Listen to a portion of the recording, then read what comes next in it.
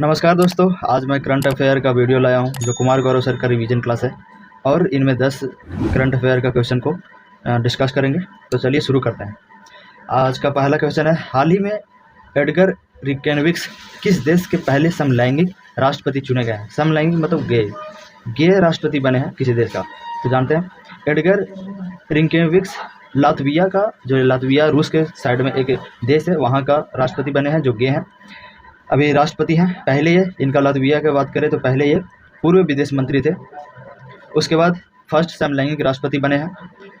और लातविया का जो विधायिका है उसका नाम है साइमा, वहाँ पे 100 सीट का होता है चुनाव। इसी तरह से भारत में जो संसद होता है पार्लियामेंट, उसी प्रकार से साइमा भी होता है। जापान का डाइट नाम है, ये याद रख सकते हैं आप लोग। ये यूक्रेन के समर्थक थे, इसलिए जीते हैं क्योंकि वहाँ रूस के अगल बगल के जितने भी सारे देश हैं, सारे के सारे रूस से मतलब रूठे हुए हैं, और जो भी यूक्रेन को सपोर्ट करता है वो लोगों के द्वारा ज़्यादा प्यार पा लेता है और किसी भी इलेक्शन में जीत जाता है। तो इनके बारे में याद रखिएगा। एडगर रिकेनविक्स जो लातविया का राष्ट्रपति बने हैं, पहले ये विदेश मंत्री थे, ये गे हैं, तो इसलिए पहला गे राष्ट्रपति बने हैं, यही बने हैं। भारत की बात करें समलैंगिकता में, तो भारत में एक केस चला था, बहुत famous case, Navtej Kaur case. इनमें समलैंगिकता को बताया गया कि क्राइम नहीं है, गे एक क्राइम नहीं है। इसी के तहत आईपीसी 377 अनुच्छेद को हटाया गया था। इसके बाद अब दूसरा क्वेश्चन की बात करेंगे। दूसरा क्वेश्चन, हाल ही में 20वें दास्ता सूचकांक 2023 किसने जारी किया? दास्ता सूचकांक मतलब ये हुआ कि किसी के द्वारा सता करके काम करना किसी को। तो इस तरह के लोग में देशों के बीच कैसे चल रहा है, इसके बारे में वॉक फ्री फाउंडेशन नाम का एक कमेटी है, उन्होंने एक इंडेक्स जारी किया है। तो किसने जारी किया है? वॉक फ्री फाउंडेशन वैश्विक दास्ता सूचकांक ग्लोबल सैलरी इंडेक्स जारी किया है। इसमें आधुनिक दस्ता, ये तो मतलब आजकल में जो भी चल रहा है, जबरन श्रम करना, बंधुआ मजदूरी, ऋण ले लिया जाता है और जबरन उसे काम कराया जाता है, और पीढ़ी दर पीढ़ी उन्हीं ऋण के द्वारा लोग काम करते रहते हैं। तो इस तरह के प्रथा अभी भी चल ही रहा है। लगभग अभी पूरा दुनिया में 50 मिलियन लोग ऐसे हैं जो इसी तरह के दास्ता के रूप में काम कर रहे हैं। ये वॉक फ्री फाउंडेशन इसका रिसर्च करता है और एक इंडेक्स जारी किया है। उनमें सबसे ऊपर जो है, सबसे ऊपर में नॉर्थ कोरिया है। नॉर्थ कोरिया आप जानते ही हैं, वहाँ का राजा किम जोंग किस तरह का है, तो जबरन काम कराता है।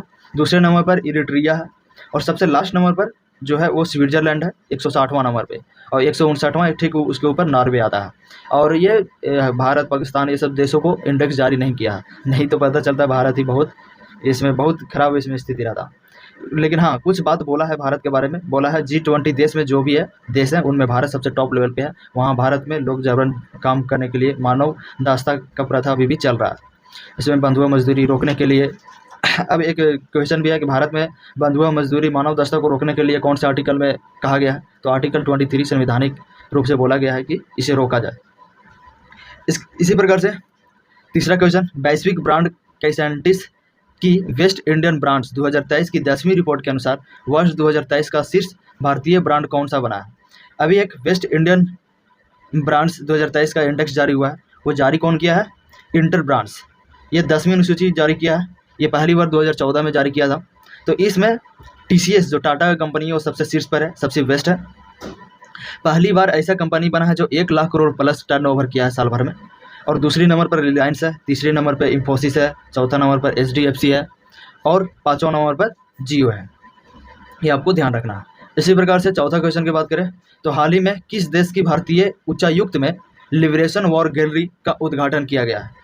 ये लिबरेशन वॉर गैलरी एक संस्था है, उसका उद्घाटन किया गया है, वो बांग्लादेश में किया गया है। लिबरेशन वॉर गैलरी ये बांग्लादेश में किया गया है। इसमें भारतीय उच्चायुक्त को स्थापित किया गया है। ये क्या है भारतीय उच्चायुक्त? 1971 में जो भी युद्ध हुआ था, जिसमें बांग्लादेश पहले पूर्वी पाकिस्तान था, तो पश्चिमी पाकिस्तान को हरा करके 1971 में एक अलग पूर्वी पाकिस्तान को अलग देश बना दिया गया, जिसको बांग्लादेश बोला गया। इसमें 1971 में मुक्ति संग्राम जो भी दुर्बल तस्वीर है उसको रखा गया लिबरेशन ऑफ गैलरी में। यहाँ पे 1971 में क्या हुआ था? तो पश्चिमी पाकिस्तान के द्वारा ऑपरेशन सर्च लाइट चलाया गया था, क्योंकि पूर्वी पाकिस्तान का एक राष्ट्रपति बन गए थे, तो ये इनको पश्चिमी पाकिस्तान वाले नहीं मान रहे थे।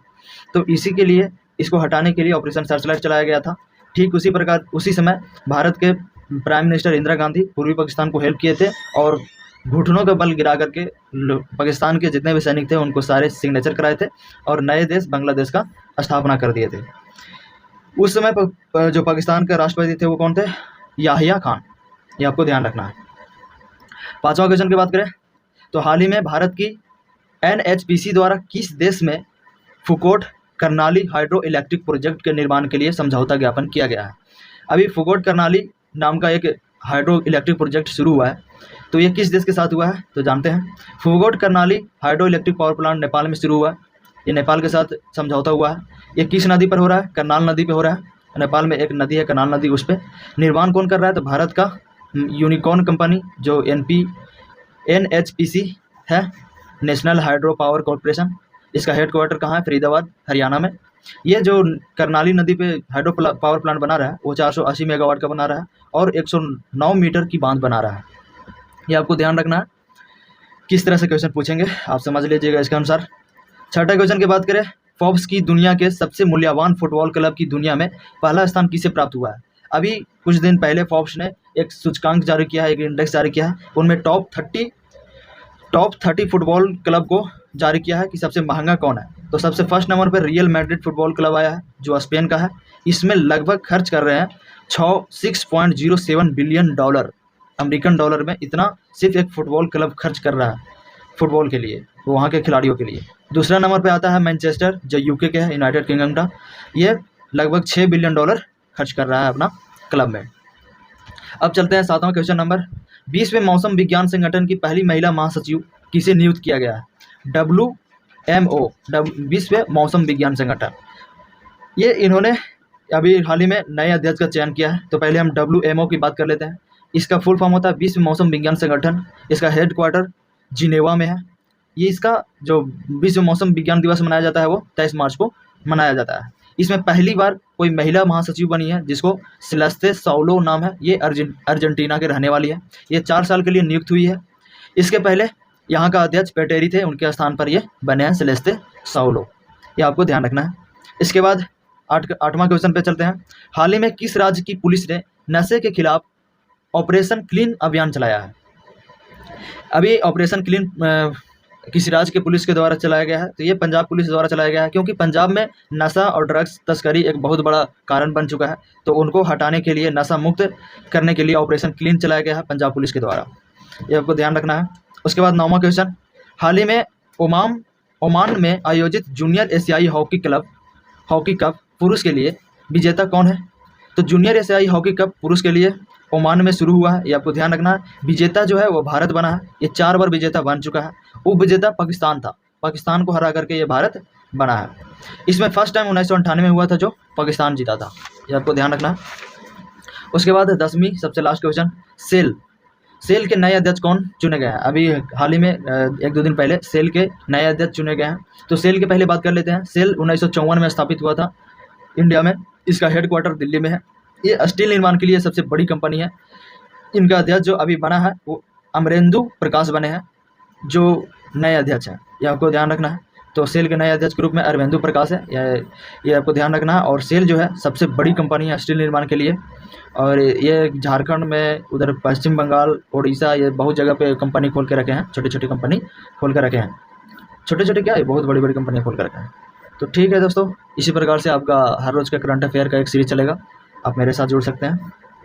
जय हिंद।